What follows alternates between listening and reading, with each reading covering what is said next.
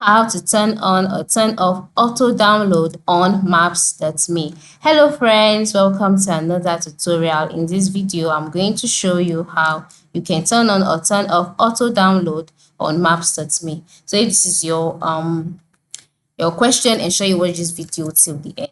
All right, so the first step is for you to log in into your maps.me account, just like I've done here. And so once you are logged in, move to the bottom right corner of the screen and then click on the more option. By clicking on this, you can see more options displayed. Select settings under this. Then on the settings page, scroll down as you can see the internet tab. All right, under this tab, you can see mobile internet, then you can see auto download. And here you have the option for you to turn it on or turn it off.